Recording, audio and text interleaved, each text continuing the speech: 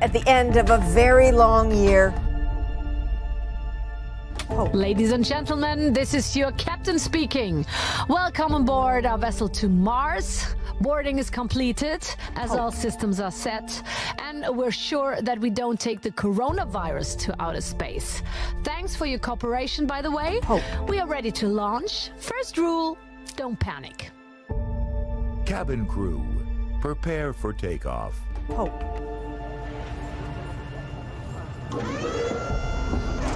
At the end of a very long year. Hope.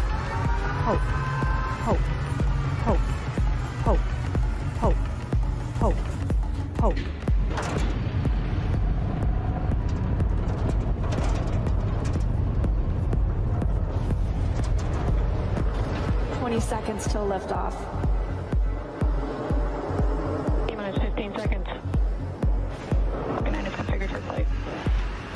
10, 9, 8, 7, 6, 5, 4, 3, 2, 1, 0. Ignition.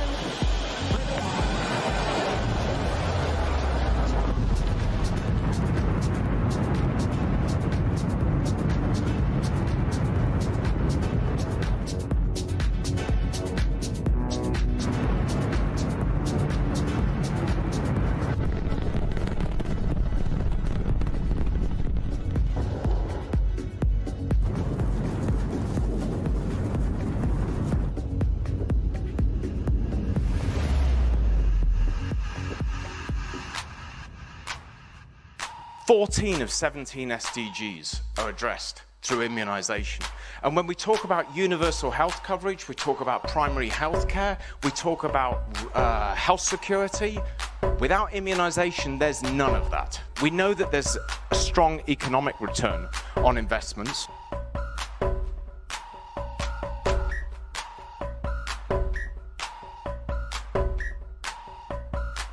Jewelry shop assistant Margaret Keenan made history, getting the first dose of the Pfizer-BioNTech vaccine. She turns 91 next week and said this is the best early birthday present she could wish for.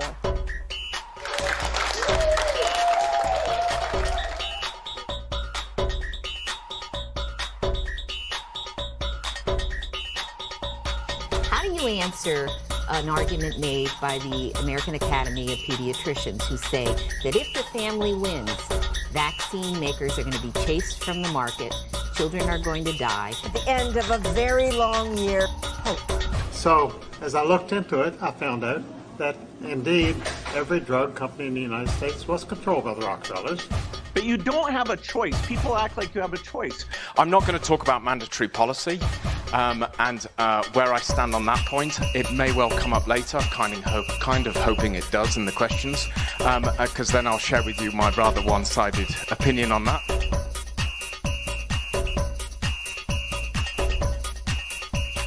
Rights. Boy, everyone in this country is always running around yammering about their fucking rights. I have a right, you have no right, we have a right, they don't have a right. Folks, I hate to spoil your fun, but there's no such thing as rights, okay? They're imaginary. We made them up, like the boogeyman. Sooner or later, the people in this country are going to realize the government does not give a fuck about them. Government doesn't care about you or your children or your rights or your welfare or your safety. It simply doesn't give a fuck about you. It's interested in its own power. That's the only thing, keeping it and expanding it wherever possible. Personally, when it comes to rights, I think one of two things is true. I think either we have unlimited rights or we have no rights at all. I'm not going to talk about mandatory policy and where I stand on that point. It may well come up later, because then I'll share with you my rather one-sided opinion on that. 14 of 17 SDGs are addressed through immunization. We know that there's a strong economic return on investments. Bill Gates met with Jeffrey Epstein many times despite his past. Let me read a bit.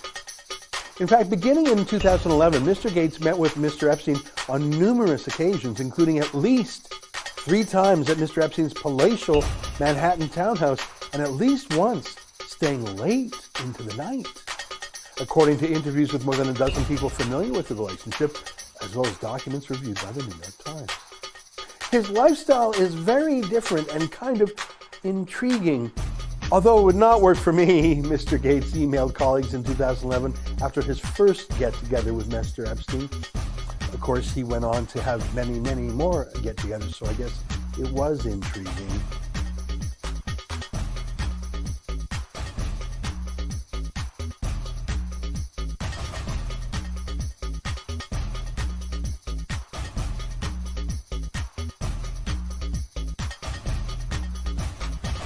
I've had the story for 3 years. I've had this interview with Virginia Roberts. We would not put it on the air. First of all, I was told, who's Jeffrey Epstein? No one knows who that is. This is a stupid story. Then the palace found out that we had her whole allegations about Prince Andrew and threatened us in a million different ways. We were so afraid we wouldn't be able to interview Kate and Will that also quashed the story. And then Alan Dershowitz was also implicated in it because of the planes. She told me everything. She had pictures. She had everything. She was in hiding for 12 years. We convinced her to come out. We convinced her to talk to us. It was unbelievable what we had. Clinton, we had everything. Sure. So anyways, Bill Gates, who is not a medical doctor, but has a lot of opinions about what to do with your body, he's the toast of the town these days.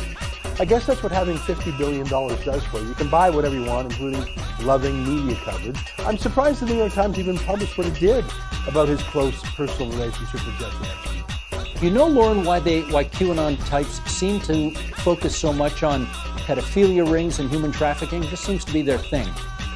Well, I think there's two things going on. So from the perspective of Q and those who are politically aligned with this source and promoting the conspiracy, they are just taking advantage of this to promote their political agenda, to gain support. Why it works is because in conspiracy theories in general, people are very interested in getting involved in a group that they think is involved in some kind of salvific function. They're going to save the world. They're a small group of people who have special knowledge and insight, and they're going to overcome a sort of great ignorance in the world, and they're going to rescue, particularly, the appeal is that they're going to rescue the innocent. They're going to rescue those who are being abused. So a large number of conspiracy theories or political propaganda in general usually uses motifs about women and children being raped, tortured, sexually molested, exploited, killed, etc., in order to galvanize this desire to come to the rescue of these people on the part of the audience. Children are going to die. Equity. I'm not going to talk about mandatory policy and where I stand on that point. It may well come up later, because then I'll share with you my rather one-sided opinion on that. There's no point trying to kill a pandemic at home. There's no point trying to stop climate change in the domestic market. Those issues, as you very well know, and as the WEF has constantly advocated, are global issues that need to be dealt with on a cooperative manner. 14 of 17 SDGs are addressed through immunization. Now there's so many medicines. They got this prescription stuff that they advertise on TV, and I swear half the time the side effects are 50 times worse than what the medicine cures. But you don't have a choice. People act like you have a choice. What is it? What is it about humanity that wants to go through all the details and stuff and listen? You know, these guys like Falco get up there and start talking. You know, he doesn't know anything really about anything, and I'd say that to his face. Nothing. The man thinks you can take a blood sample and stick it in an electron microscope, and if it's got a virus in there, you'll know it. He doesn't understand electron microscopy, and he doesn't understand medicine, and he should not be in a position like he's in.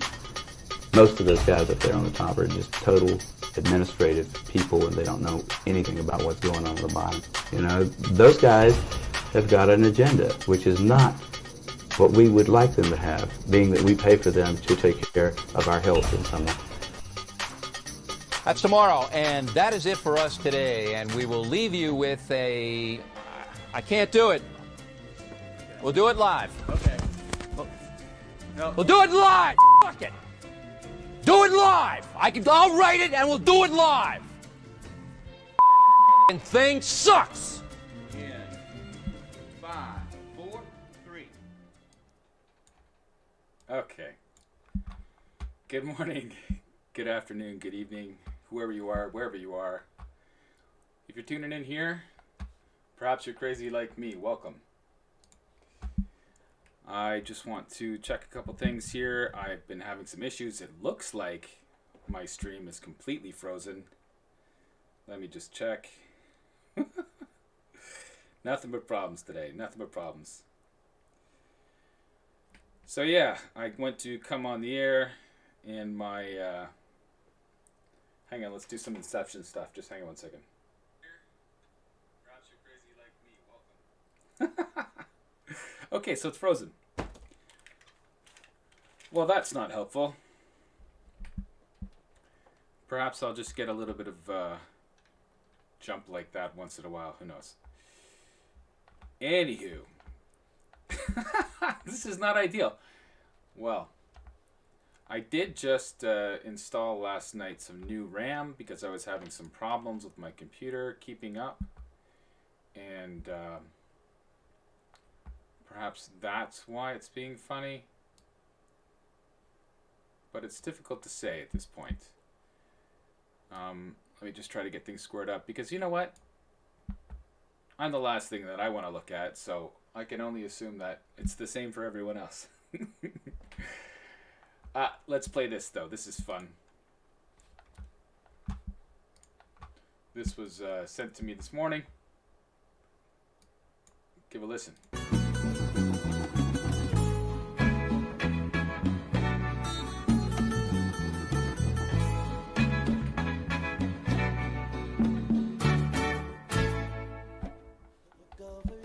Yes, hi. I'm asking a question today about the varying numbers of crowd sizes that have been applied across provinces in Canada. We're getting questions about it. Why is it 5 in Ontario and 50 here? And are we looking at reducing the sizes, given that people keep breaking that? Yeah, so we also had that discussion on our special advisory committee call on Sunday across the country. And, you know, it really is about... right now, all gatherings are off the table. We're all in that place where any time we get together with more than our household members or our families, we're putting ourselves at risk. And particularly if we're going to be in contact with people who are older or more likely to have severe illness. So when I talk about 50, that's for mass gatherings, for events, for things that are happening in the community. And I am reticent to go. None of these are based on scientific evidence. None of these are based on scientific evidence. None of these are based on scientific evidence. There's some evidence in that some modeling that Alberta has done that shows that 18, if you have less than 18, your probability of having a case may be less, and so they went with 15. But the bottom line is, none of this really is based on science. So easy to find. Just look to yourself, look to yourself, and open your mind.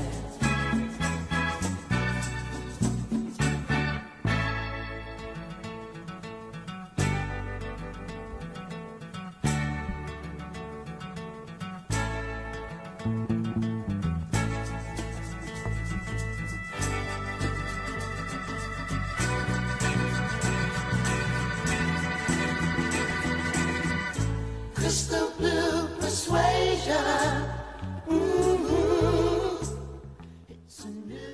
So that's fun. I hope you enjoyed that.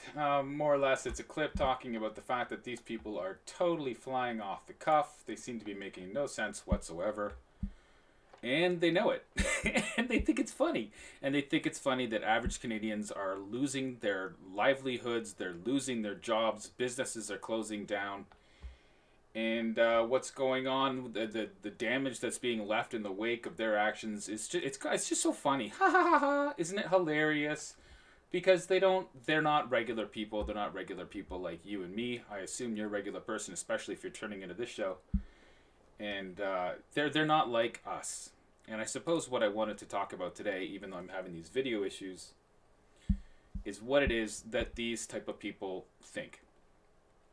Now, they are people just like you and me. They have the same kind of motivations that we do, I would think. And so when I try to think about what it is that they're doing, I try to think about it from the perspective of, well, How did they get into this mindset? Let me give you a little example of what I'm talking about. Myself, how did I get into this mindset? Let me just check my mic. I feel like it's not doing very well. No, let's turn that up. Can I turn it up? That's down, down, down. Okay. Well, I might as well hold the mic then. Okay. This is better anyway. So I want to be clear about what I'm doing when I'm doing this show. I myself, I've been waking up. I woke up this morning at 4:30 after going to bed around 11:30. I was hanging out with my wife, watching some Christmas movies, as we tend to do around this time of year. It's the kind of thing that makes us all feel a little bit more comfortable, and we all, as human beings, seek to be comfortable. And so we were watching a show last night and having a few, well, I had a few beers, she had a little wine, and we went to bed. Not gonna lie, I had a decent buzz. It's kind of one of the best ways for me to fall asleep these days. Because stuff's a little bit stressful. I'm not gonna lie, it's a little bit stressful. And that lady right there who was laughing as well, I'm not sure she has a nervous kind of energy laughter that I do. But it certainly doesn't feel that way. It certainly feels like what she's laughing about is just the fact that, oh, isn't it funny? These things that we're doing, we're all doing it together, and we're all doing it kind of based on this group action plan.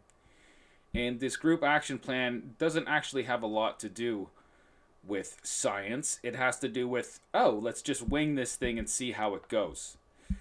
So myself, I woke up at 4:30 this morning, as I have done on several days, and I couldn't sleep. Came downstairs and started working on the show that I wanted to do today. And so I've come up with some notes. I'm going to do this not quite as off the cuff as I normally would, but it is still off the cuff just because that's me. And I've got some bullet points here I'm going to try to go through so that I can keep myself on track, because I have a tendency to wander. So I want to be clear about why I'm doing this show. The reason I woke up at 4:30 this morning and came downstairs and started to work on it was because, as I've mentioned before, I am currently out of work. But the question about finding a new job has to do with, okay, well, what should I do? I'm a regular person. I'm obviously a capable person, at least I think so. I think that any kind of challenge that you throw on me, I can take it. I don't mind physical work. I don't mind hard work. I don't mind waking up early. I don't mind staying late. I don't mind any of those things, as long as I can also have some quality life on the side. It would be nice to be able to have enough money to be able to take a vacation, buy some clothes that I like, maybe a nice bottle of scotch once in a while. Maybe be able to take my kids to Disney World, which I have never done because I have never had the money to do something like that. We went to Canada's Wonderland one time. That was fun. We did a lot of stuff last summer. This summer, 2020, we didn't do anything like most people. We went camping a few times, but for the most part, the kind of activities that you engage in with your family were off the table. And so that made for a pretty stressful summer, but I did work for pretty much the entire summer. But the entire time I was working, I was saying to the people at work, none of this makes sense. And I should give just a little bit more backstory. I had said last Christmas to my wife, Sarah, you know, I just, this year, she got upset with me because I bought my boys extra toys. I bought toys that she didn't know that I was buying, and, you know, I'm not talking big things, but a bunch of little things, and so they got very spoiled last Christmas.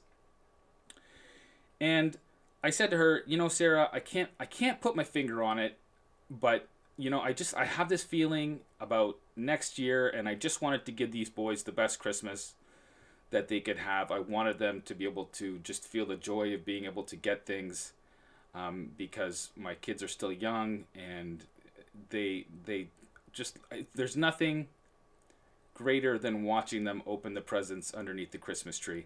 And let me tell you something, I worked hard to bring home the money. And we do not live outside of our means. We live in very modest housing. We don't have a lot of extra money. And so the things that we can do, like buy our kids a couple extra presents at Walmart, we did do. And I did do specifically. And I said to my wife, you know, I don't know what's coming up for 2020. I just know that I feel really weird about it because I was looking at the international banking system.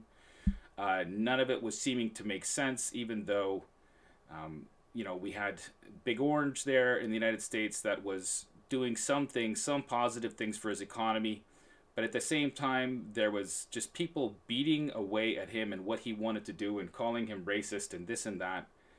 And they didn't understand that from what I see and what I believed, he was just a businessman. And what he was trying to do was make the environment the kind of place, not the environment, excuse me, like I don't want you to think that I'm talking about the climate. I'm talking about the environment. I'm talking about the business environment. I'm talking about the way that people conduct themselves in the world of business. I have been watching the way that things have been changing, as I'm sure most people have, with the onslaught of these kind of nanny state individuals and actors, people like Trudeau who like to tell you that, you know, the biggest problem that we have is existential threats that we can't really see, but we need to fix these threats because if we don't, then our whole world might collapse and we'll be better people for it. So I was hearing all this stuff, but on top of that, underground, I do watch the headlines. Excuse me. And I couldn't help but notice that they were just really ramping up the messaging around vaccinations. And that specifically, I said to my wife, I said, you know, I'm telling you, they just keep pushing it, and pressing it, and pushing it, and pressing it, and they're really going for something. They really want to make it mandatory. And between you and me, neither of my boys have had any vaccinations. Like I've said, I've made a big deal about it. I read about it, and I did not see the necessity for a medical intervention on the part of my boys, as I felt that that human beings actually are healthiest when they are in a good environment and when they have healthy food and when they get good exercise and when they have all the things that we know about human health that make human beings happy. Not just happy, but healthy. And none of those things, in my opinion, come from vaccinations. None of those things come from vaccinations. What comes from vaccinations is this kind of infrastructure, this kind of construct, this social construct that says that these things are the only thing that made life possible on the planet. And you hear it's like how many millions of lives have been saved from vaccinations. And I did not see this mRNA thing coming, although I have been following, again, what's being offered as far as life extension. I have been very interested in the fact that we are making incredible advances in molecular biology, and it does seem that one of the things that they're using, I believe they're using CRISPR for these particular vaccines in order to cut the genetic sequences and cap them to program these mRNA strands that are supposed to be injected into our body, into the muscle tissue, and spread out from there into the bloodstream and create an immune response. This is not like anything that we've done before. And this is kind of like the people that will say that GMO foods are just the same as regular foods and there's nothing to be concerned about. And I read a book, I have it here somewhere, about GMOs, and that's, you know, it's often the story that we're told on the surface is not the full story. It is the crafted and presented story that makes the people that bring you that story look good. Whether it's an industry or whether it's a business or whoever it is. If it's, you know, McDonald's, you're not going to watch a commercial for McDonald's and come out thinking, man, I don't want to eat there. The whole point of business is to make whatever it is that they're selling look good. That's why when they have those commercials for pharmaceuticals, everything looks rosy, and even while they're giving you the laundry list of things that are possible side effects from whatever the pharmaceutical product or intervention is, there's this list being spouted off of all these potential side effects. I put that in my opener. By the way, the last clip on the opener that I added this morning, I took out a clip of Madonna because it got struck down. It actually struck down one of my intro that I had done separately, and it had struck down my my live stream part 2, and I'm still having troubles getting that one out there. And that's simply because I started with that opener. And so I took out the Madonna and I put in Kimmy Mullis. That's Kimmy Mullis. That is the inventor of the PCR test, Nobel Prize winner. Let me see if I can get this up for you. Kimmy Mullis, excuse me. Kimmy Mullis. That's the fellow that you saw in the beginning. American biochemist, recognition of his invention of polyamerase. I'm sorry if I'm butchering that reaction technique. That's the PCR test. And shared the 1993 Nobel Prize for Chemistry. So that's who that fellow was, talking about Anthony Fauci and saying that he is more of an administrative guy, and he's actually doesn't know what he's talking about. He has no idea what he's talking about, and that's the funny thing about the way that these things happen, is the people who end up being the faces of these particular organizations actually seem to be the least informed about what it is that they're advocating for. And so that's the kind of thing that I see and I have seen for a long time, and that's the kind of thing that I am trying to address with this podcast that I'm doing, Blindspot Corner, meaning that, hey, maybe there's something that I'm missing, but maybe there's something that you're missing, and what we're trying to do here as a community is just try to come together and figure out just what the hell is going on in 2020. I mean, this is the most insane year maybe ever for mankind, at least for me in my life. And I think we can all agree that nothing like this has ever happened. And hopefully we get it all straightened out and nothing like this will ever happen again. But you see, the clock is ticking, because right now they are making every effort to mandate vaccinations, this brand new mRNA vaccination for everyone, everywhere on the planet, which is a bizarre thing to want to do. You think that if it's so wonderful, why not just mandate it for the people that seem to be in the high-risk category? You think that for most people, they would get this thing and we would acquire herd immunity, which is the way that it always happens with diseases when they go around. It's entirely the argument for vaccination. It's for herd immunity.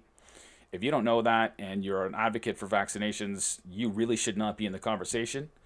But I'm willing to help you fill in some of the gaps here. And again, I'm no doctor, I'm no nurse. I'm just a person that likes to read and watch things, and I absorb information, and hopefully I get it right when it comes back out of me sometimes. But I don't just try to regurgitate what I've heard. I am trying to synthesize information and provide perspectives that maybe you're not hearing somewhere else. But the funny thing about what's going on these days on the internet is it is still like the Wild West. Although not so much on YouTube anymore. I'm still streaming on YouTube. I haven't been banned yet. I'm trying to say that, I'm not doing anything that I think is worthy of being banned from YouTube. I'm not trying to encourage any violence. I'm not trying to encourage anyone to do anything other than say, hey, is there something that we're missing here? And I believe that there is something that we're missing here. And I don't know how well this is going to work out, but I'm going to try to follow this along, and if you could follow with me, I'd certainly appreciate it. I had my friend suggest to me this morning, I had posted on Facebook that I was going to be doing this stream, and she said to me, well, can you address the fact that, all these people that are waiting for surgeries and elective surgeries, things that are getting postponed at the hospitals because we're all worried that the hospitals are going to fill up with COVID victims and cases, and we're being told that they are, and they keep shutting everything down based on this projection, this belief, you see they do these kind of, they have these programs that they run, and they tell them whether or not, simulations that they run, and they tell them, hey, this is how many people are going to be in hospital. Unfortunately, it seems like those simulations are way off. They've been way off ever since the very beginning, and yet we keep doing the same thing. That is attributed to Einstein's the definition of insanity. You keep doing the same thing and expecting different results. But you see, we had also been pre-programmed with this second wave. I'm going to tell you what I think is actually going on with that. And I don't think that this is about a virus. I think it's about something else. I think it is, in a way, about the virus, but it's the least important thing about what's happening right now. So what I want to talk about is the way that the media is doing their messaging and why it is that people like me are having a problem just simply swallowing that particular messaging and accepting it at face value. And I just told you there for a little bit of my blathering that, I have issues with vaccines. Not that I'm anti-vaccine. I have an issue with the adjuvants. If you don't know what the adjuvants are something that they add to vaccinations to either keep them viable until they can be stored until they can get into your bloodstream, or there's something that they are designed to aggravate an immune response. So they're not necessarily the vaccination itself, but they're in the vaccination itself. They used to use something called thimerosal, which is mercury, which they've said they've taken it out, but I'm pretty sure it's still in all the flu shots, and that's as a preservative and as an adjuvant. So it kills two birds with one stone, and it keeps their costs low, and they can still get everybody flu vaccinations, because price is always an issue, especially when it comes to pharmacology and the kind of products that governments buy. I mean, and so you could make an argument there that capitalism is part of the reason that type of thing happens. But I think that our governments shouldn't look for the cheapest possible option when they're trying to figure out how to help us in our health. When we pay so much in taxes, at least I used to. We'll see if I ever get any of it back.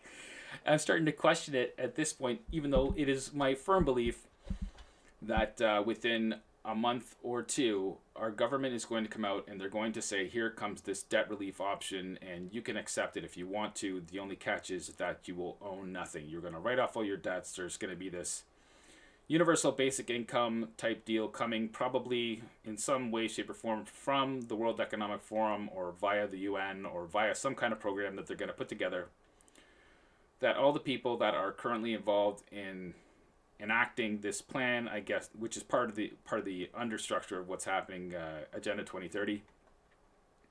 If you're not familiar with Agenda 2030, I have done some posts on it extensively on my Facebook page. Go there, Andrew Corner, and you'll be able to look. If you scroll through my page, it might be annoying, but man, there's a lot of information there. I have written a lot of information in the past year about it, and I've done a lot of research and kind of trying to think about this in a way that makes sense, at least to me. But the point is that Agenda 2030, in conjunction with the Great Reset, which is the WEF arm of it, seems to be what's being offered up to us regular people. And the people that are involved with making that go through, again, I did another episode talking about public health people and what is it that they think. But now I want to focus on the media and what the media's role in this seems to be. What is the messaging coming out of the media? Well, I mean, it's be scared, right? It's be scared, and it's your fault, by the way. And if you just comply, this will all be over. You got to trust them. And what makes this time different than every other time that they said? I mean, it's really starting to feel like the boy that cried wolf to me. I don't know how you feel about it, but that's really what it's feeling like to me. These people keep crying wolf, and we keep falling for it. We are Charlie Brown running at the football, and they are Lucy, constantly pulling it out of the way every single time we go to kick the ball and get back out of this quarantine situation. And they keep telling us, oh, well, I know that I pulled the ball last time, but I'm going to put it right here. I'm going to pin it with my finger, and you just come running at it. And by the time you get here, you're going to kick this ball so hard, it's going to go into next year. And let me tell you something. They just keep pulling the ball. They keep pulling the ball. They keep telling us that it's all going to be over if we just listen. And then there's a handful of people that don't listen, and they go, oh, look, it's their fault. So like somebody like me that's just pointing out that what they're doing is absurd and obscene, and they're going to blame me for basically pointing out that they are doing whatever they're doing a totally shit job of it. Can we agree on that? They are doing an absolutely shit job of it. And I know people here in Canada in particular, we like to be nice and sweet, and so we don't like to try to sling blame at anyone, and so we especially don't like to blame our government, because here in Canada we like to believe that we have universal health care, And that means that our government obviously cares about us. And we've really lost our mind when it comes to what the proper role of government should be in Canada. But that's more of a sign and a symptom of the times than to actually make a slight at Canadians themselves. But let's just take a look at some information that came out. And I just want to apologize because I was absolutely all prepared for this stuff. Like I said, I've been up since 4:30 working on the show. This is not the right link. What is going on there? That's not... Of course. Okay, let's go to... Of course, there's got to be hiccups. I'm going to have to really start working on this stuff. Okay.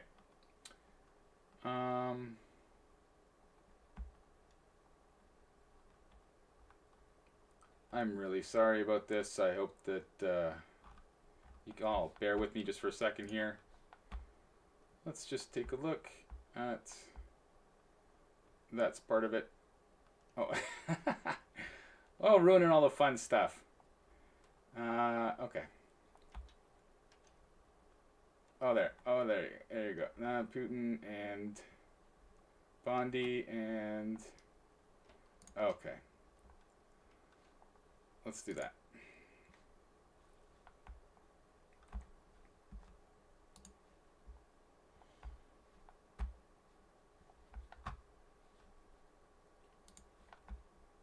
Thought perhaps surgery was going to be before the holidays, and now I'm being told maybe the first week of January. Janet Carlisle is in a difficult waiting game. Diagnosed. First of all, I feel terrible for Janet. I wish that Janet could just go to the hospital like she normally would have, and they could do the surgery, and our government would be engaging in none of this extracurricular tomfoolery that they're doing right now. But they say that they're doing it because they care about people, and I suppose that they might say that this lady right here, she might get sick if she were to go to the hospital. She might get COVID or something, even though there's very little evidence that that's actually what would happen. So let's just continue with the messaging coming out of the media. Diagnosed with cancer, unable to get a date for surgery. Unable to get a date for surgery. Why is that? Is it something that I've done? Oh, perhaps it is. I have refused to wear a mask since day one, even in the face of building evidence, as I keep getting told, is happening, even though, most of that evidence seems to be coming out of physics studies and not actually about empirical studies about how viruses spread, as in observational studies where you have a group of people in a control group and you measure what the people who wore the masks outcomes were versus the people who didn't wear the masks. And that's how you actually do a study, a scientific study, when it comes to the way that viruses transmit from person to person and whatever the good that a mask can bring to you as far as your health outcomes is concerned. Not these models that they're using to predict what the future is going to be like, and not the lockdowns and not the masks. And I would suggest you go to Ivor Cummins, Cummins, Ivor, I-V-O-R, the Fat Emperor. He does a lot of the breaking down of this kind of stuff and has proven beyond a shadow of a doubt, that what they're doing is totally nonsensical. There's a piece there like, what if it's spreading? What if something's, what if they don't get it right away? What if something else were to grow? As the pandemic worsens, Carlisle... Okay, the pandemic is not worsening. Can I just point out something? That on the news every single night, they're telling you that the pandemic is worsening. And let's see how the people feel about that. 714 downvotes to 112 upvotes. And I can give you the benefit of the doubt and say that the people that are downvoting might equally be saying, I'm downvoting this because I don't like the outcome of all these pandemic. I don't like the fact that we're seeing more and more cases, which just means more and more testing. It does not mean that we're having this huge death curve. It's, in fact, pretty low compared to last year as of this point. I should have got that ready, but what's going on, we're being told, is this horrible pandemic is raging out of control and hospitals are filling up. And, well, no, that's not necessarily true. What's going on is they're worried that hospitals might fill up. They're stopping things. They're shutting down businesses because they're worried hospitals might be overwhelmed. We're being told that hospitals can't possibly handle the capacity. But why is it that hospitals can't handle the capacity? Let's go back to the clip. Carlisle isn't alone. My patients are now waiting months for necessary MRIs. They're waiting months to years now to see specialists because of the backlog. CBC News obtained this memo from And I just want to point something out, that because of what they have already done, the backlog is enormous. Clearing the backlog of people that are waiting to go to the hospital for routine procedures and elective procedures was already a challenge before they started saying, by the way, we're going to have to start pushing people back even more. So really, they're exasperating the situation by claiming that this thing is happening, that they're projecting via models is going to happen. That isn't actually happening. And the way that they're telling you that it's true is they're saying, look, cases, cases, cases. That doesn't mean shit, okay? I gave you the guy from that actually invented the test, Kimmy Mullis, at the beginning of this show, pointed out that these people, you can find anything that you want in that test. It doesn't mean that the person is sick, okay? He didn't say that specifically, but we know that that does not mean that someone is sick. To have a positive test does not mean that there is this giant pool of sick people out there. That's just totally false.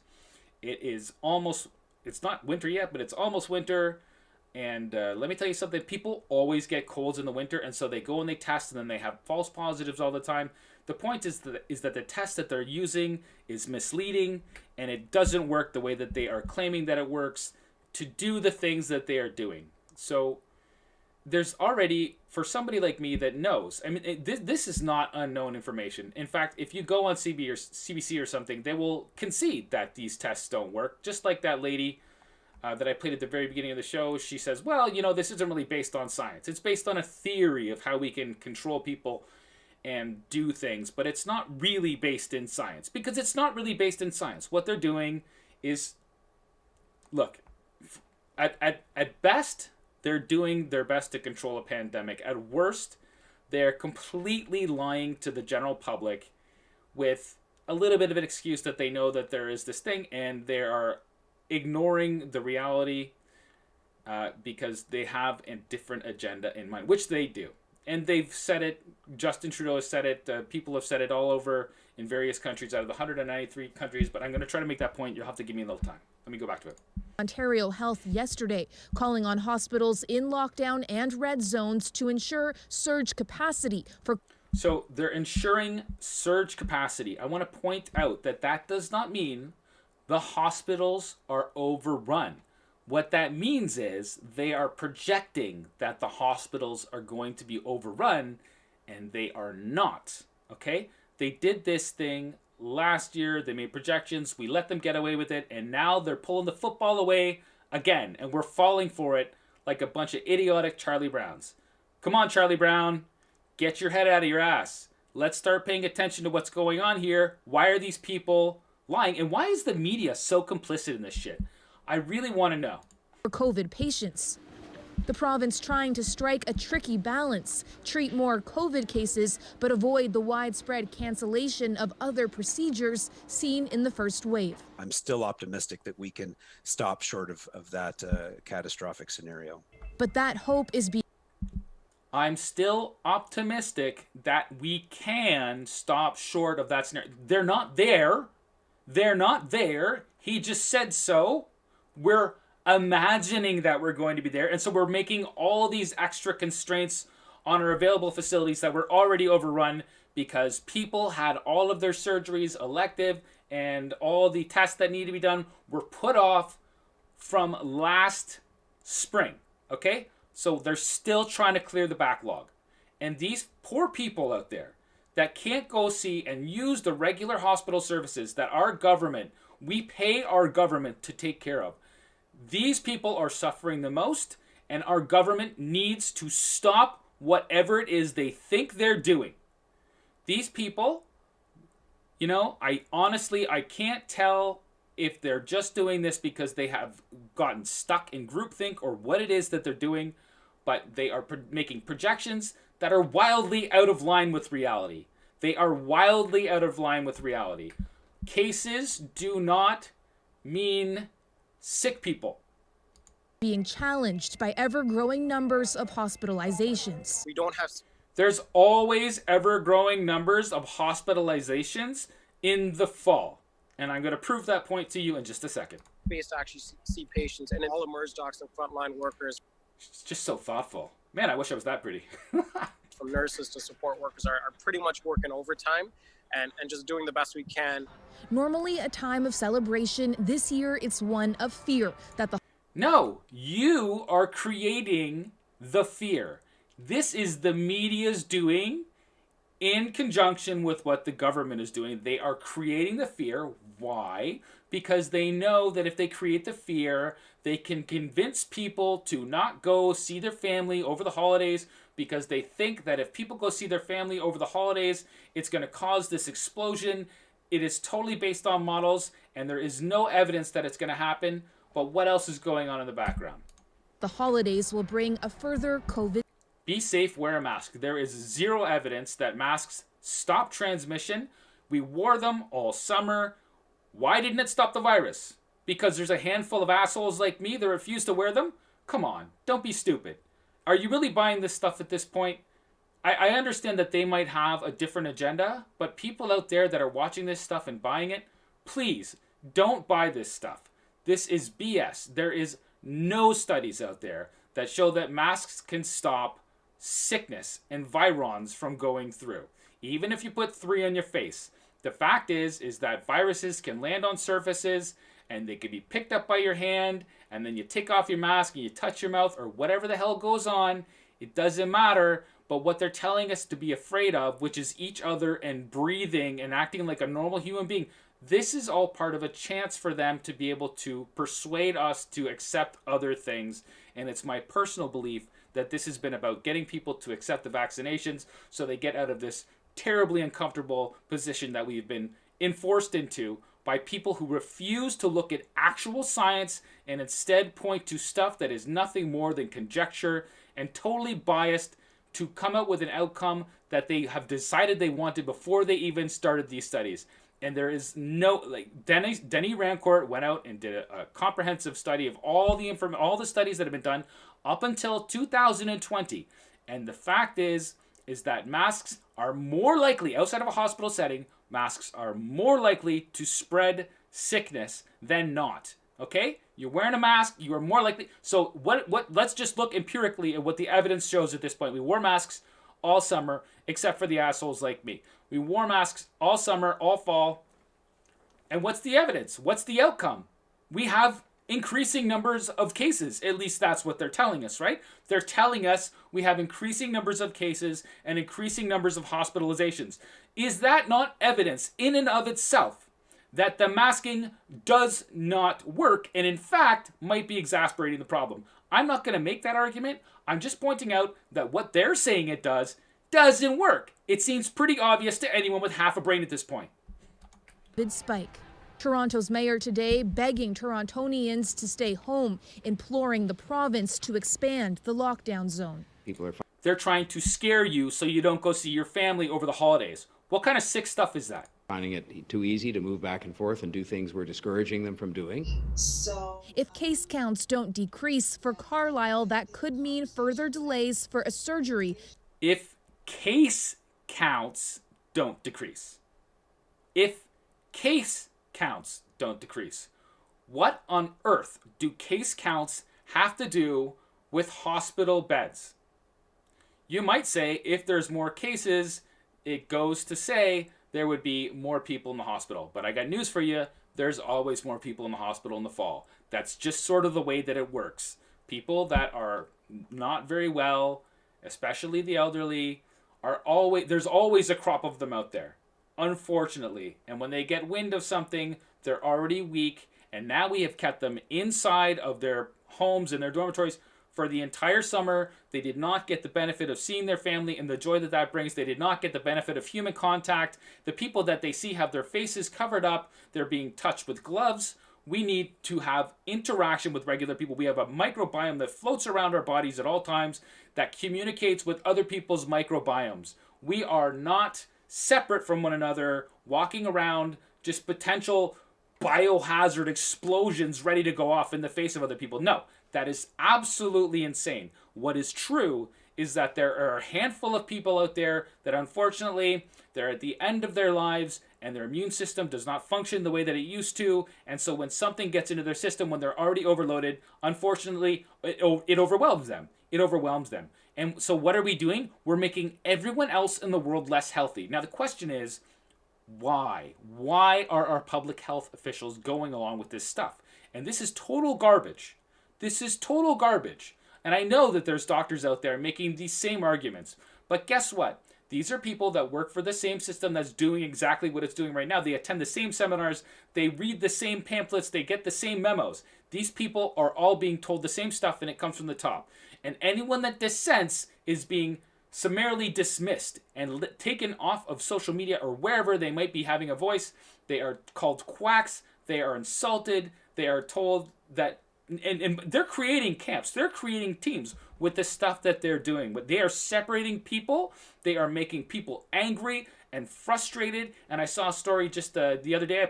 Yesterday I posted a story about a guy there was a couple guys coming out of a store that weren't wearing masks. And this guy was such an ass. He goes up to them and he's like, "You guys should be wearing masks. You're putting my health at risk." And you know what? He started getting in their face and they kicked the shit out of him. A 20-second beatdown. They kicked the shit out of him because this guy is so out of his mind with the messaging that's coming from the media that he believes that he's protecting people by telling people to cover up their faces and not breathe normally. This guy's out of his mind. And, you know, I'm sorry it took this to... Maybe he will stop being an asshole. I don't know. But, you know, it's really crazy what these media people are doing. This woman, I would love to have a conversation with this woman. Who is this woman?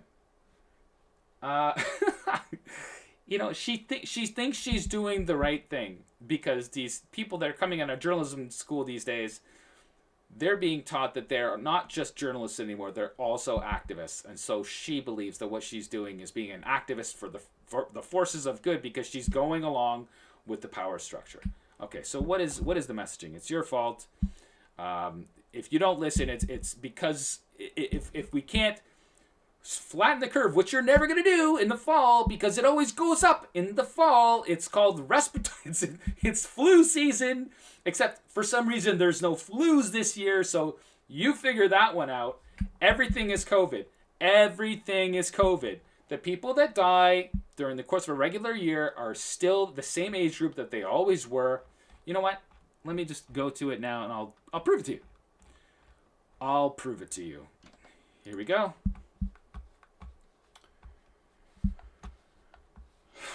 You know, this is all very frustrating because I've been trying to talk about this stuff forever and ever, and it's just, you know, oh my gosh, where is it? Okay, so this is actually the COVID-19 Ontario database. We're looking at an effective reproduction rate of 0.02. Remember the R0 number we were talking about very early, and we were saying, my gosh, this thing has a crazy R0 number, something like 7. You could make the argument that the things that we're doing with social distancing and shutting down business, you could make the argument that that is bringing down the R0 value, but it does not change the fact that there are a handful of people out there who unfortunately are at the end of their lives and something's going to get them. And there's also a handful of people out there that are going to be struck by lightning. There's going to be a healthy 40-year-old out there that there's always a handful of people that die from the flu every single year. Every single year, including kids. And this year, there's no kids dying from the flu. Knock on wood. And you know what? This is insane what we're doing right now. It's completely insane. It's insane for so many reasons. But let's just take a look here.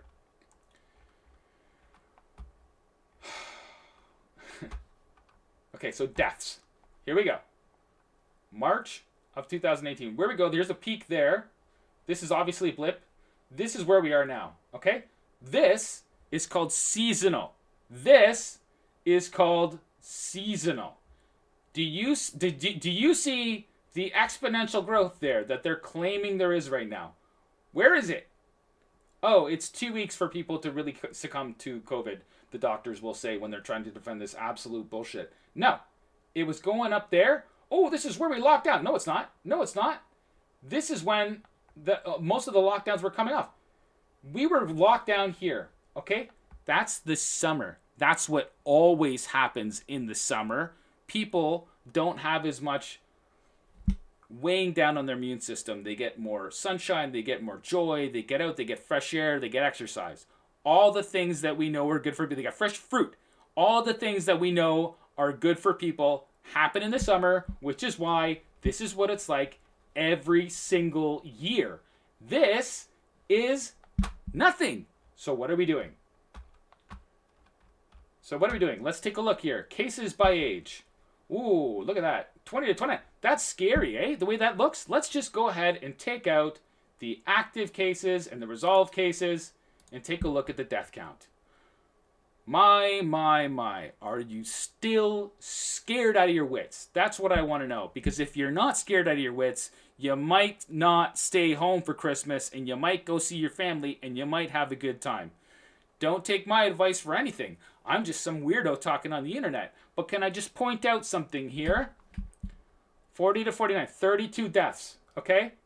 That's pretty standard. We don't know what the situations of these people were. We don't know what killed them. All we know is that they were tested and shown to have COVID. Okay? It doesn't mean COVID killed them. It doesn't mean that. It doesn't mean that at all. And who's dying? The vast majority are 70 and over. 70 and over. Now, unfortunately, that's when people, whether they have muscular dystrophy or any kind of thing that's going on in their lives, maybe they can't even take care of themselves, maybe they can't even get themselves out of bed in the morning, maybe they have to be changed, maybe they have to be clothed. Unfortunately, people have debilitating diseases, and that's about the time when most people have them. Right there. So we're all afraid. We're being told that the people down here, you're going to kill the people up here. There is no evidence of that. There is zero evidence of that. There is no evidence that this year over year, there are more deaths in Canada. In fact, I saw a chart recently that talked about the fact that this year in Canada, year over year, we're down. Like, I don't know if it was 1,000 deaths or something. But just for the record, 700 people plus die every single day in Canada. Did you know that? Did you know that? We're being told to be afraid. Okay? Why? Why are we supposed to be so afraid right now? So, we're told that hospitals are running at near capacity. Near capacity, be very afraid. Hospitals running at near capacity. Okay? Let's just take a look at this particular link.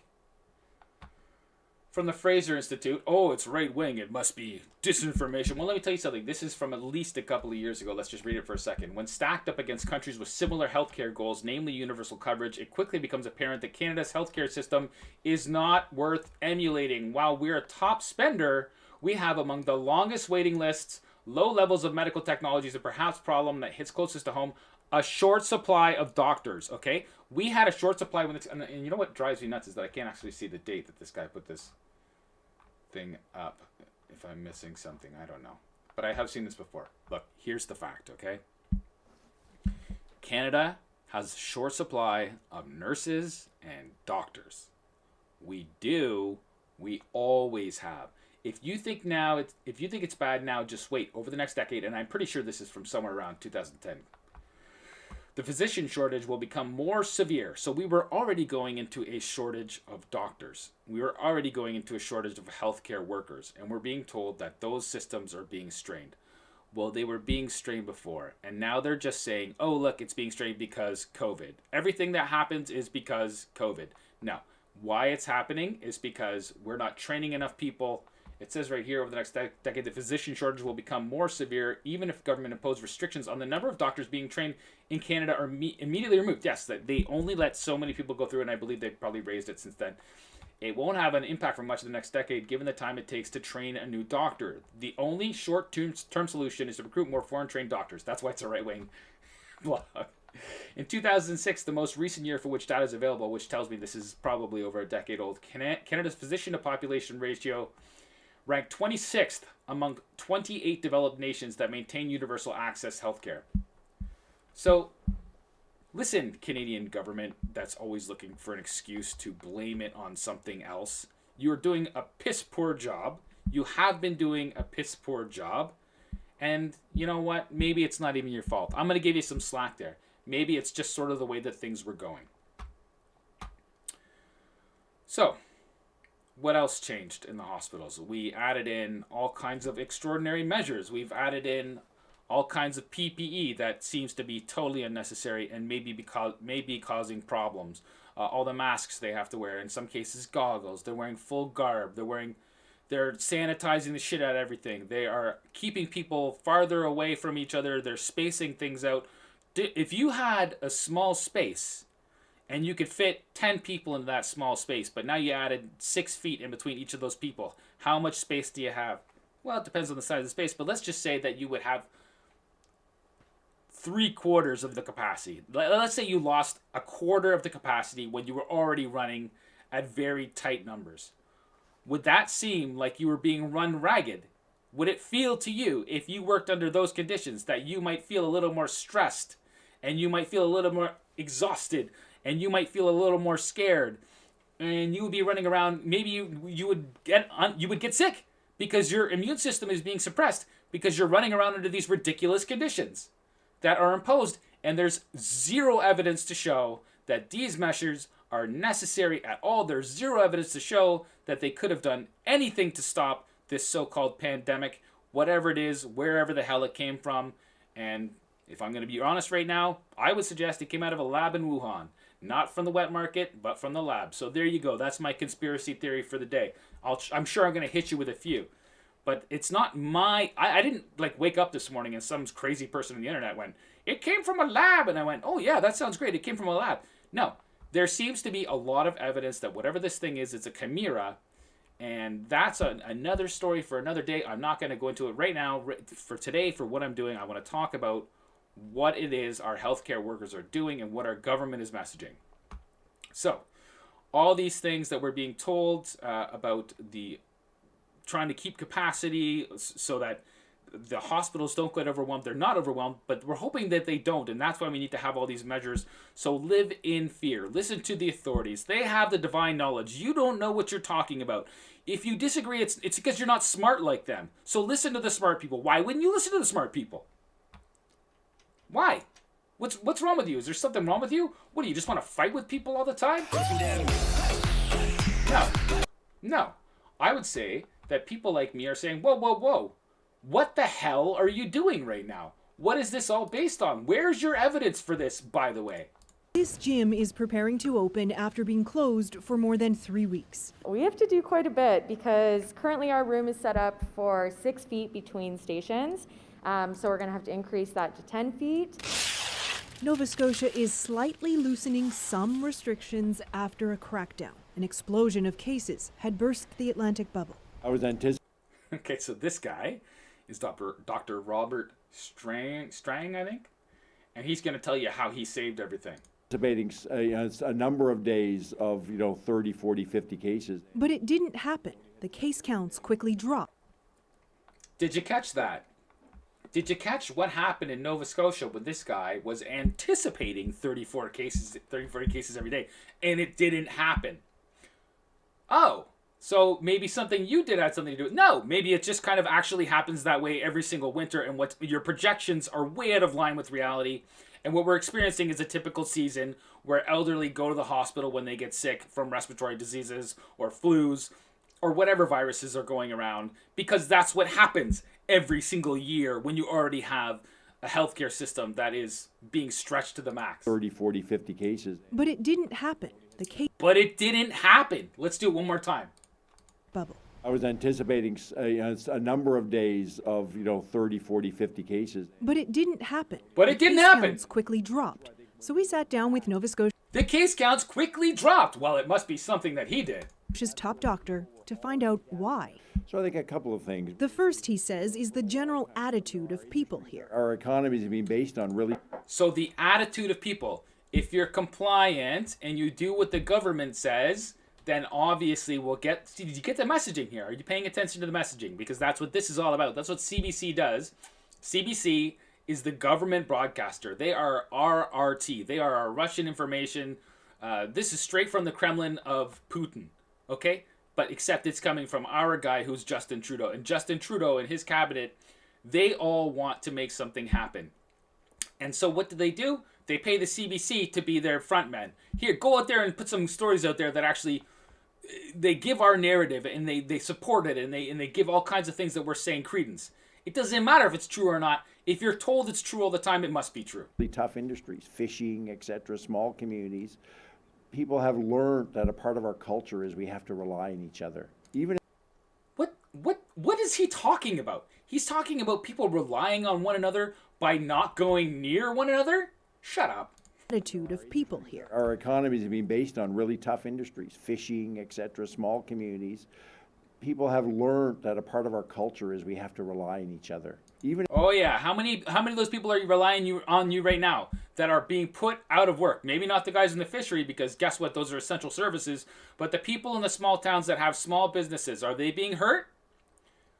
Well, maybe not like around here, not like around where I live, where we have Walmart and Costco that can fill the gaps for all the small stores that are being boarded up and losing their businesses right now because we're protecting everyone from something that we have no evidence that what we're doing is protecting them from anything. Even in the week before we announced the restrictions, people had really started to modify their behavior on their own. Strang knows his job. Modify your behavior. That's what they care about. They want you to modify your behavior. That's what this is all about. Job is easier than his counterparts in bigger provinces, but being smaller also means he has no choice but to act when the virus starts spreading. You see, it seems like a little bit of smoke of a problem and you shut it down.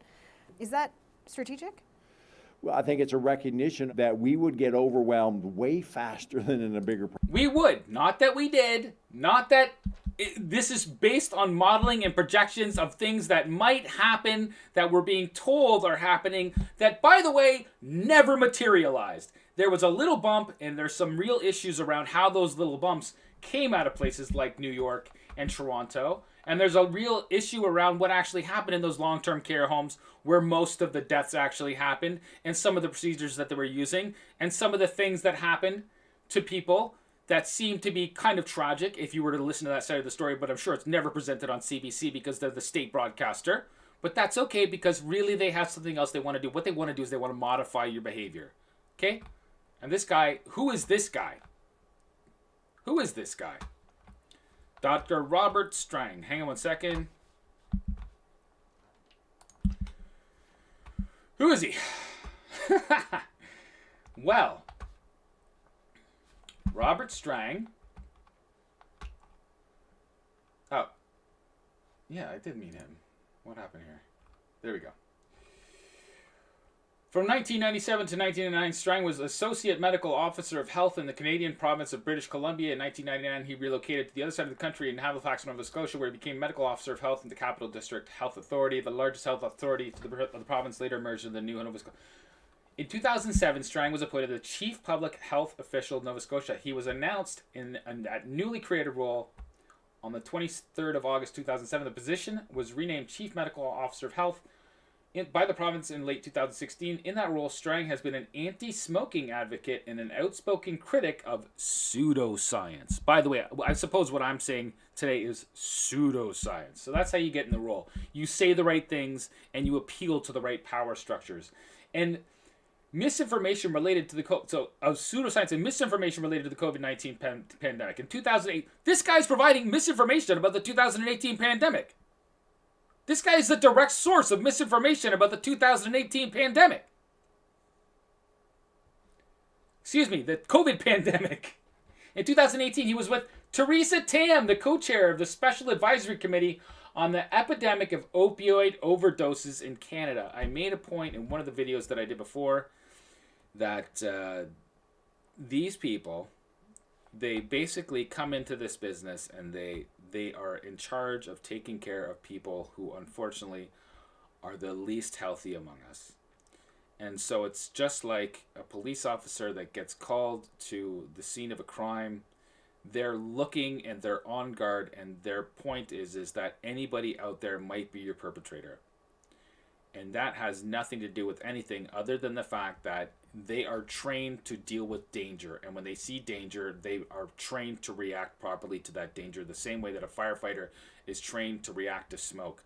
And this guy already told you that, hey, there's a little bit of smoke. I'm trained to react. So whenever he sees a small problem, he's thinking about ways to solve it. So what is he trying to solve? What kind of problem is he trying to solve with what he's doing?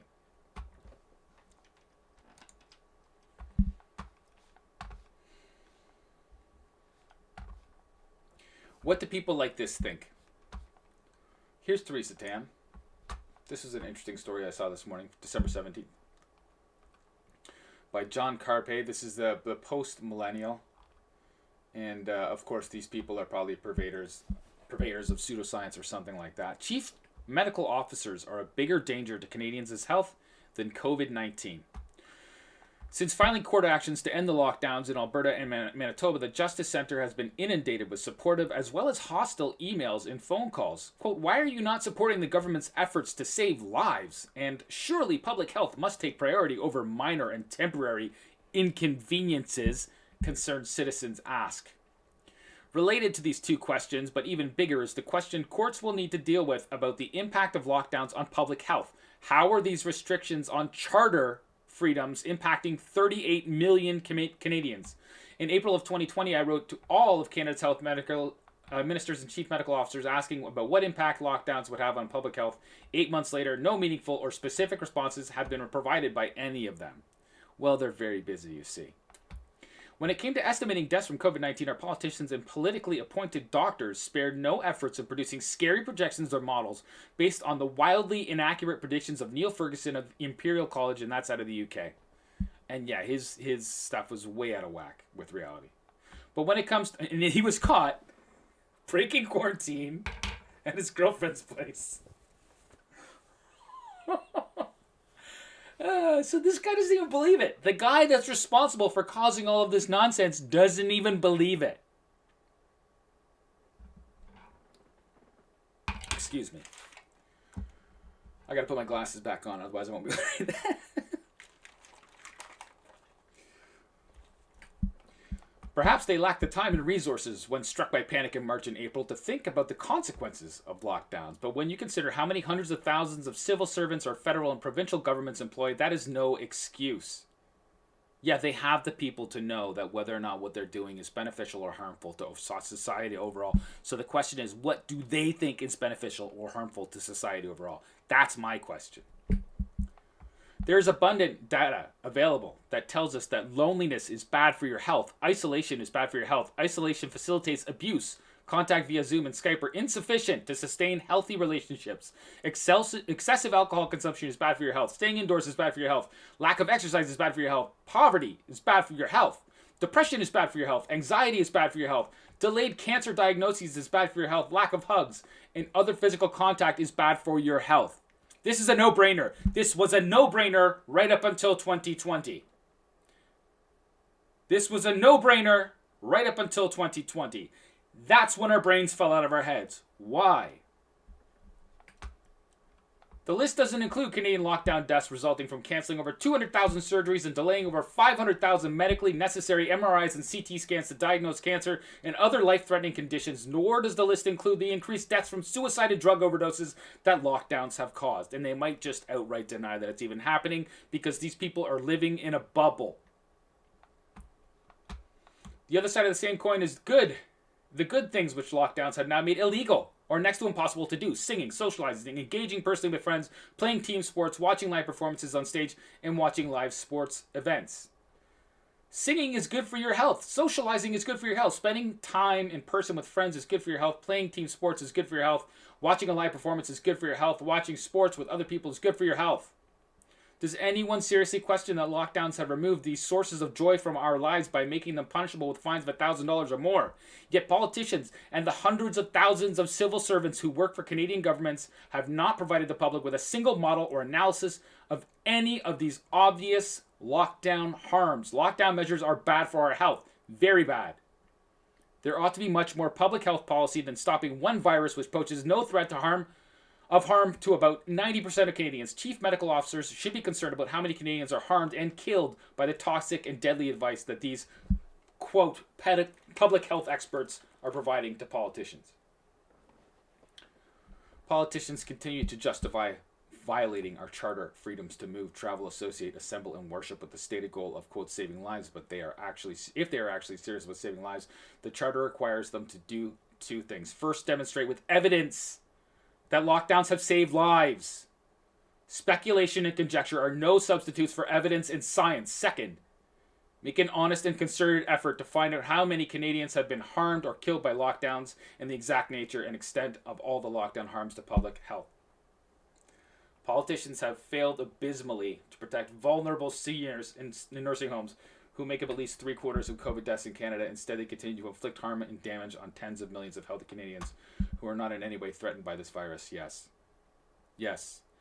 If you are 70 and under, or perhaps let's just make it definitive, 69 under, 99.75% chance that this will not cause significant harm to you. Except for the so-called long haulers. And I've done some posts talking about the long haulers and how it's just like a handful of people that seem to want to be much more about being activists than actually solving any problems. They are ignoring anything that these actions might be causing, and they're saying, oh, I'm just very tired for so long. I don't doubt that there's a virus going along. And I know people who have actually had this virus or something that they believe was this virus, and they said, you know what, it was terrible, I was sick for a couple weeks. But guess what? I've been sick like that before. I lived. It sucks to be sick. But once you're better, you're better. And we don't need vaccinations to stop us from something that doesn't hurt that many people, unfortunately. Thank you, but no thank you. So, the PCR test. The PCR test. So I played the clip. I'm going to do it again. Let's do it again. This is Kimmy Mullis, the inventor of the PCR test. What is it? What is it about humanity that wants to go to all the details and stuff and listen? You know, these guys like Falco get up there and start talking. You know, he doesn't know anything really about anything, and I'd say that to his face. Nothing. The man thinks you can take a blood sample and stick it in an electron microscope, and if it's got a virus in there, you'll know it. He doesn't understand electron microscopy, and he doesn't understand medicine, and he should not be in a position like he's in. Most of those guys up there on the top are just total administrative people, and they don't know anything about what's going on at the bottom. You know, those guys have got an agenda, which is not what we would like them to have, being that we pay for them to take care of our health in some way. They've got a personal kind of agenda. They make up their own rules as they go. They change them when they want to, and they smugly, like Tony Fauci, does not mind going on television in front of the people that pay his salary and lie directly into the camera. So, he's not mincing many words there. I'm going to play another clip here for you. And I would like to remind you that what I'm trying to say is that it's the public health response that is the bigger danger to people than the virus. And so what do I have to prove that? Well, you go to a place like Australia, where they have, in one part of the country, total lockdown, in one part of the country, people are free. Let's see how the people feel about it when they're given an option to speak without police standing all around them, threatening them. As a journalist, you are shaping...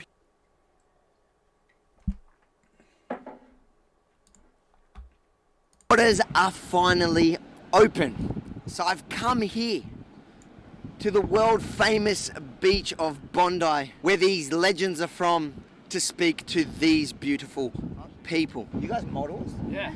How do I get your height? I want to discuss COVID Melbourne versus COVID. By the way, this is a purveyor of conspiracy theories, this fella here, Avi. You know, this guy's actually funny, and he's got some serious balls on him. I really appreciate the stuff that he's doing. But he's been there at a lot of the protests, and now he's being allowed to come to this other side of the country, where the other side of the continent, where people are allowed to live their lives in regular fashion. Sydney, because in one state, we had the toughest lockdown in the world.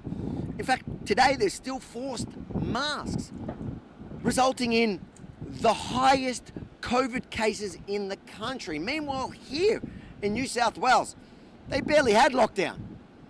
There's not a mask to be seen. And some of the lowest cases of coronavirus. But you know, in Melbourne, we all wear masks. Your dog doesn't even have a mask. Where's your mask? I don't like to wear masks. Why are you putting everyone at risk like this? Where's your mask? Melbourne, Sydney, who do you think handled coronavirus better? Sydney, innit? I don't really know enough about it to comment. All right, so we'll go with him, because he's got his top off, and he sounds confident about his answer. Well, if I look like Chris Hemsworth or whatever that guy's name is, I suppose I'd be confident in my answers too. But this guy, he's going around basically talking to people, and they're laughing about the fact that in one part of their country there's total tyranny, and where they are, it's totally fine. Why is that? They might say because there's no cases there. Well, what is different about Sydney right now? It's in the middle of the summer there in Sydney, and we know that sunshine and clean air and not wearing masks. They're not wearing masks, by the way. They're not wearing masks, and so maybe that's part of the reason that the virus isn't spreading there, whatever the virus is.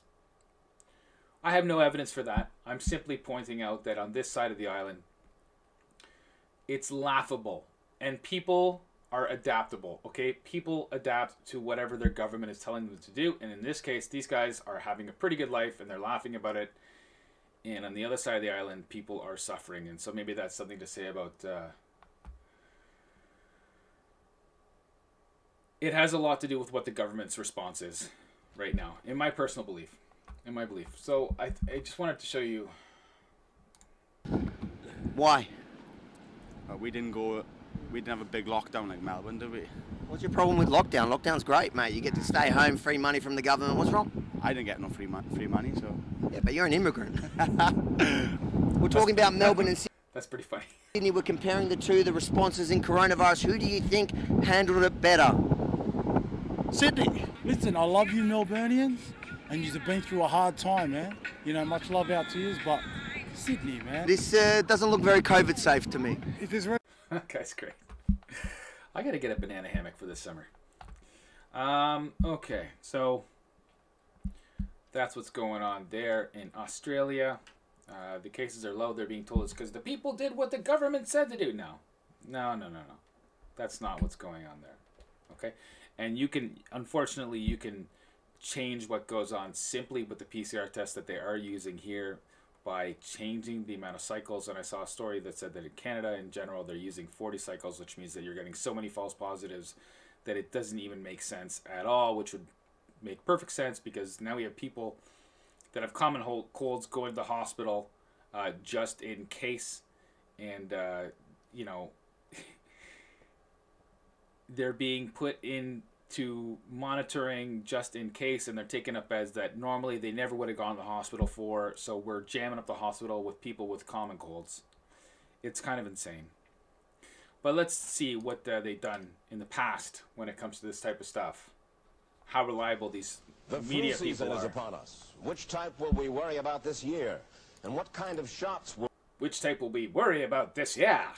Will we be told to take? What kind of shots will we be told to take? Remember the swine flu scare of 1976? That was the year the U.S. government told us all that swine flu could turn out to be a killer that could spread across the nation. And Washington decided that every man, woman, and child in the nation should get a shot to prevent a nationwide outbreak, a pandemic. Well, 46 million of us obediently took the shot. And now 4,000 Americans are claiming damages from Uncle Sam amounting to $3.5 billion because of what happened when they took that shot. By far the greatest number of the claims, 2/3 of them, are for neurological damage or even death, allegedly triggered by the flu shot. Safe and effective. Do as you're told. Safe and effective.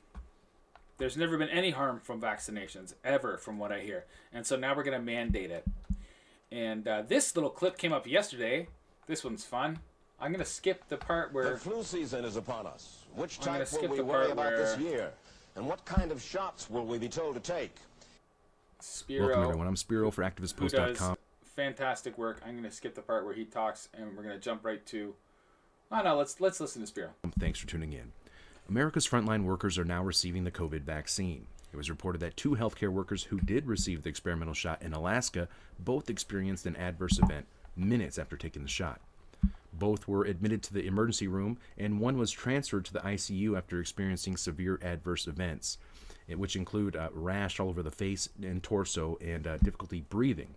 Both are expected to survive. Now, one of the healthcare workers had no history of allergies. Now, this is similar to the... I just want to point something out about these new vaccinations and the kind of side effects that we're seeing from them that seem similar to the old vaccinations. We're being told that it's a completely new technology and that it's so much safer. It's also so much cheaper, but it's so much safer, and they can do it a lot faster, make a lot more money. But it's so much safer, and obviously nothing bad is going to happen, and they've tested all these people, and nothing bad happened during any of the trials. I mean, that's what I keep hearing, right? And it's not like they ever kind of skew the results of those trials whatsoever, do they? So what else happened here yesterday? This is fun, and if you haven't seen this yet, I hope I can break this for you because this was funny. Let's just go on. The 2 healthcare workers who also experienced adverse events in the UK after receiving the experimental shot, prompting the government there in the UK to issue a warning that pregnant women and children and people who have allergies to medicine, vaccines, or food to avoid the shot for now. Now, today, healthcare workers in Chicago received the COVID vaccine, and about 10 minutes later, a nurse who received the shot passed out on TV. When you woke up this morning, did you know you were going to be receiving the vaccine? I did, yes. So, all of my staff, we are excited to get the vaccine. We are in the COVID unit, so therefore, my team will be getting first chances to get the vaccine.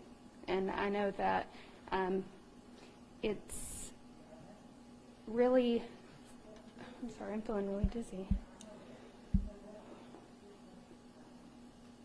Oh, I'm sorry.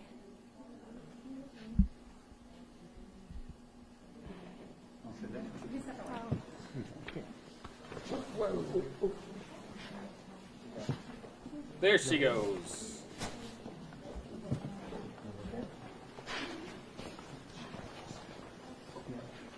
She's out.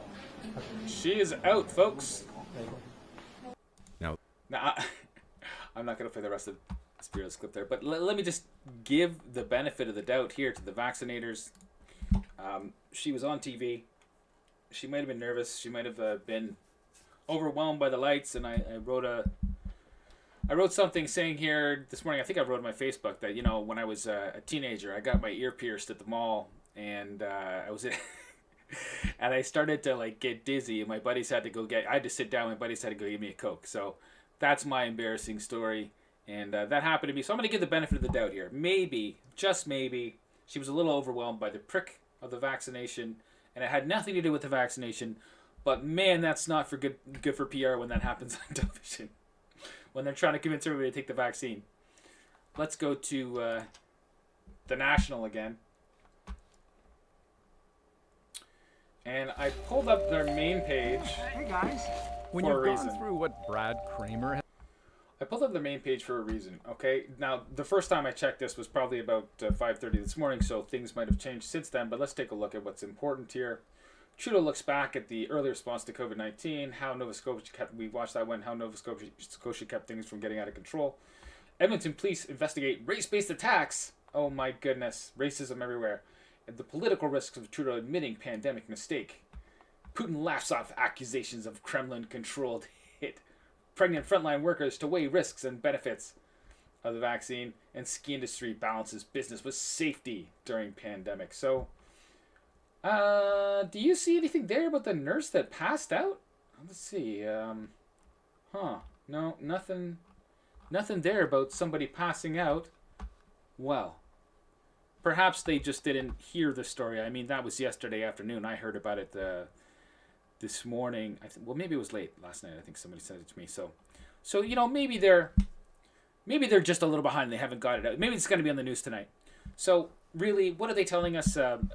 Nobody's getting hurt by the vaccination. It's wonderful. Nothing negative is going to happen. In fact, if you're thinking about not getting the vaccine, the biggest worry that you have is weighing the benefits and costs of not getting that vaccination, as they are now saying with pregnant women. Don't get it, please. Frontline workers, I don't even want you to get it, but pregnant women, please do not get this vaccination. And yeah, I'm making that plea because, you know what, we need a little more time to figure out why this thing is doing what it shouldn't be doing, because it's the safest vaccination of all time. And it's totally not new technology because we've been testing it for 3 or 4 months. But this is what it's all about right here. This is the possibilities of the mRNA vaccine beyond COVID.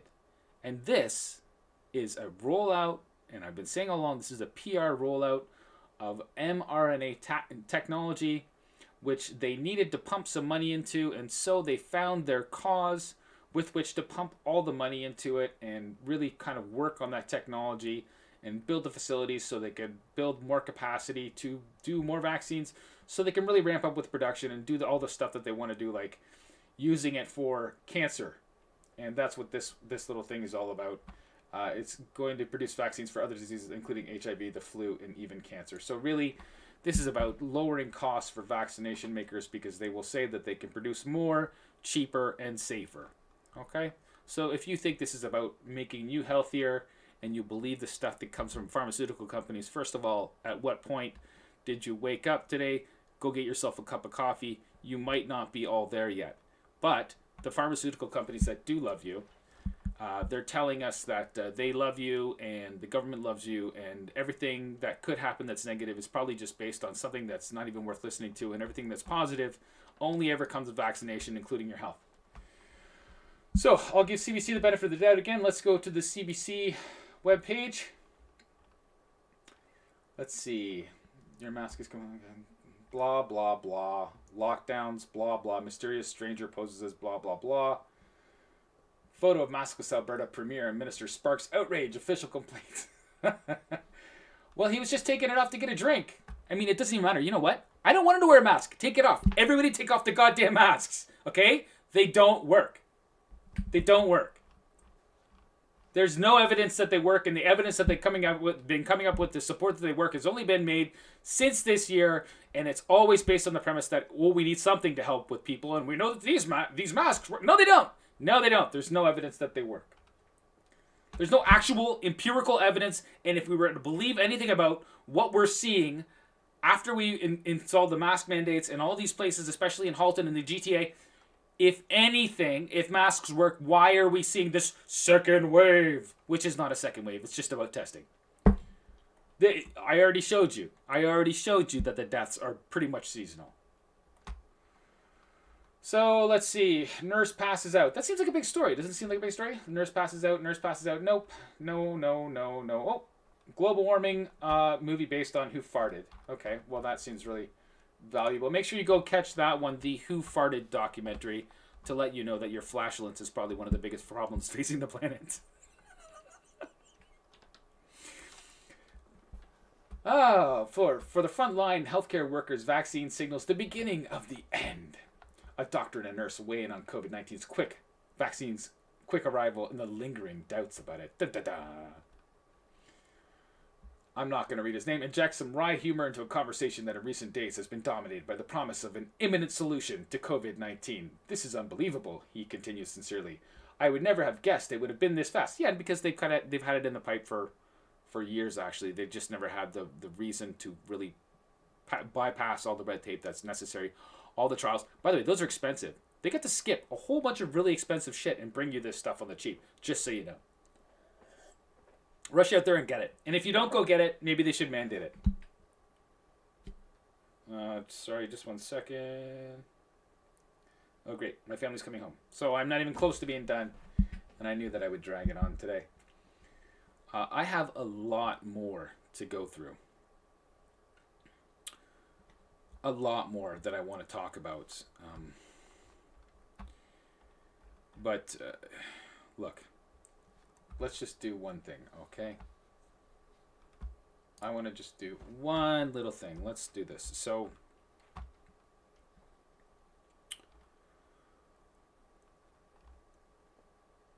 what's going on? Why are we so separated in our beliefs about what is actually happening in the world? What has really created this divide? Well, the media, for one, is saying that there's only one truth, there's only one real narrative, and that real narrative has to do with the fact that there is no potential problem with vaccinations. They're safe and effective, safe and effective, safe and effective. Our government 100% goes along with that. And in fact, as it was noted at the beginning of my program here with my little clip that I put together, 14 of 17 SDGs, those are the Sustainable Development Goals, 14 of 17 for Agenda 2030 require vaccination. And it doesn't say mandatory, but it might as well say mandatory. They are not going to be able to do the things that they want to do without mandating vaccines. Their biggest issue coming up to this year was the fact that they could not understand why people might object to that. And so this year has been nothing but a multi-month-long advertisement for vaccinations to convince you that these are the only things that provide health in your life. And it doesn't matter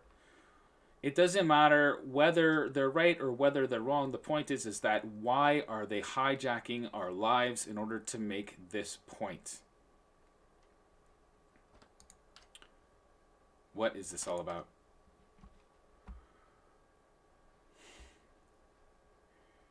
I'm not going to play that right now. Sorry. That's the wrong Counting down. All right. Well, that's a part of the reason why there's so much confusion and discussion happening.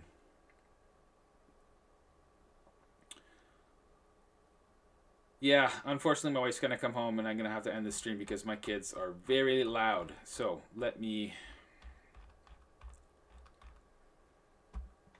I do apologize. I wish that I would have gotten started sooner. I just had a bunch of problems today, and hopefully I can get it a little more laid out for Monday when I will be back, probably around 11 a.m. in the morning, doing my last program maybe for the year, because Monday will be, today is the 18th, 22nd. Oh, 21st, excuse me. Nice math. Maybe I'll just try to take some of these clips and things and put them together in a production sort of way so that I'm not just running off the cuff. I can hear my family's home now. I just want to point out one thing. So let's take a look at what this one thing is that I really want to point out, okay? Because I did not even get close to what I wanted to get out today. But I think this seems very relevant.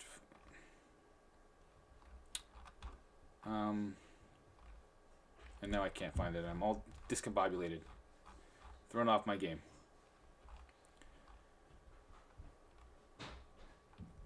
Okay, well. Oh, here it is. Sorry, I apologize. Okay, I want to show you something, okay? Right now, we are going into lockdown. And we're going into lockdown because of something that came out of Wuhan, China. And I just want to show you something, if you don't mind.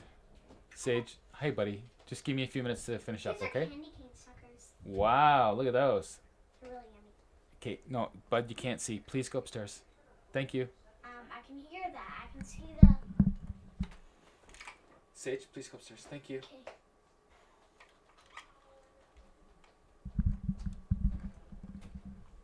I'll come see you in a minute, okay? This is the map that you should all be familiar with by now. It's the Johns Hopkins map.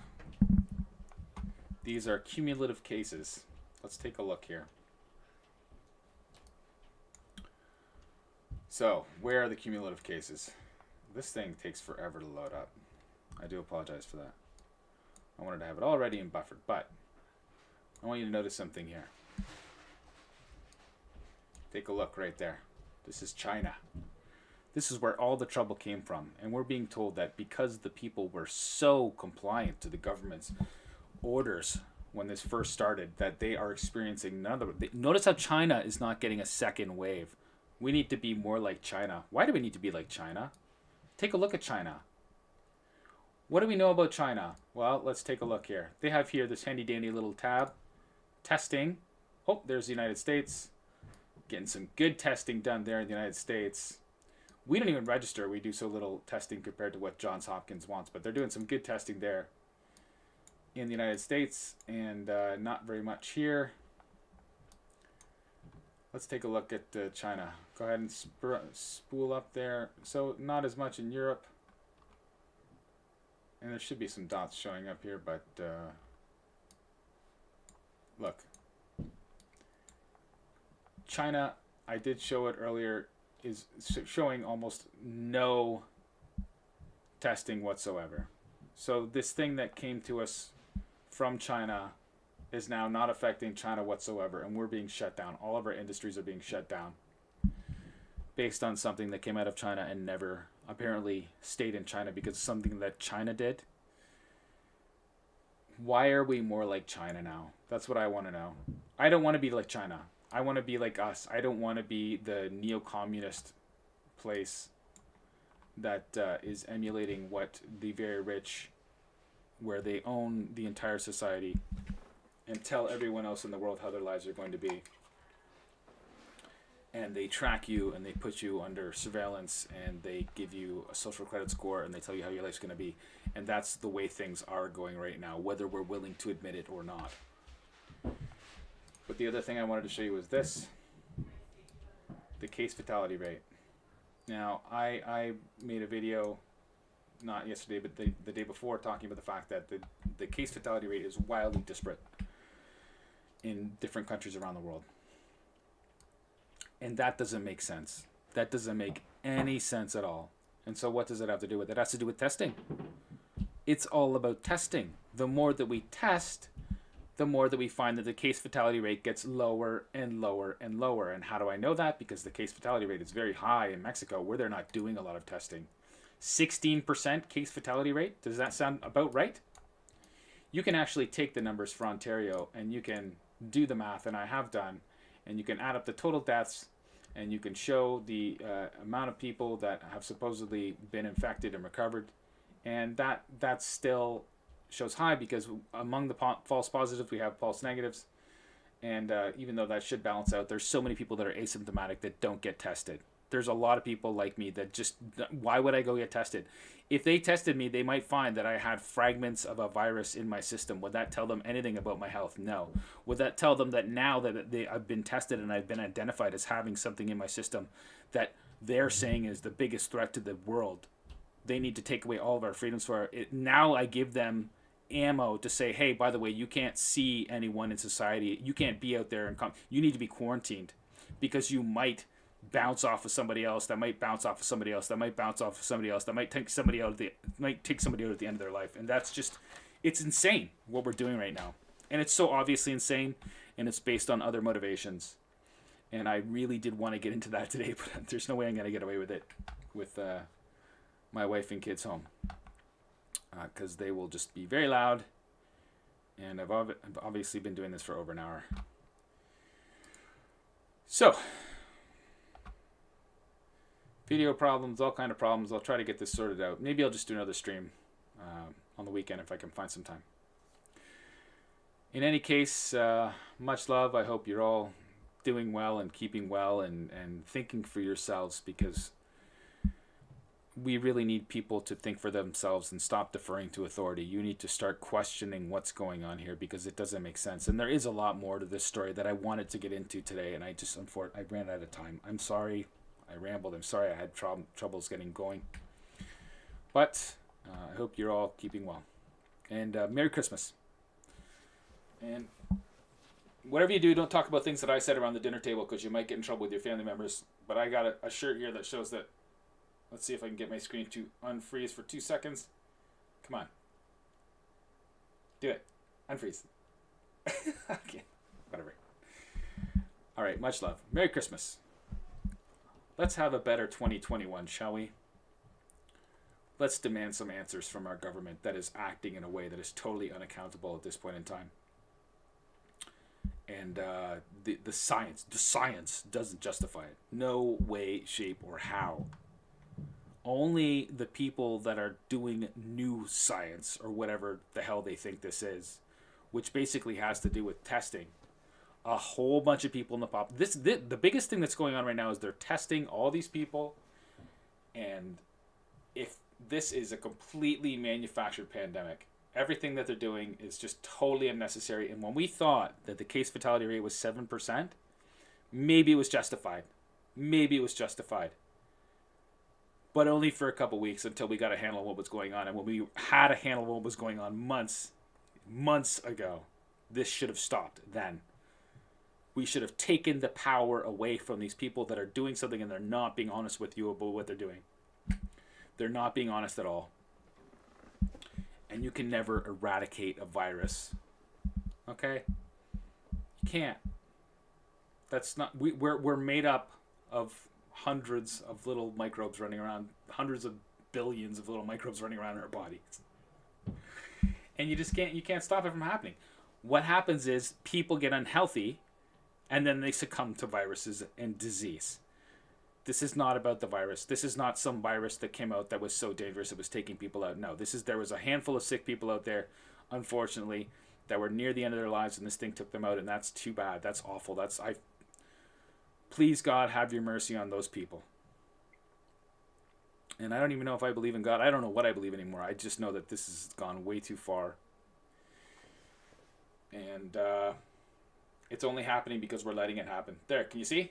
You on the 90 page now? Okay, Merry Christmas. Let's go for a better 2021. Hindsight could be 2020 because this might be the year that we actually start talking about vaccinations. And I had a whole bunch of video clips that I wanted to do, and I didn't get around to it. So let me just sit here and do some production at home, and then I'll post something up. Okay.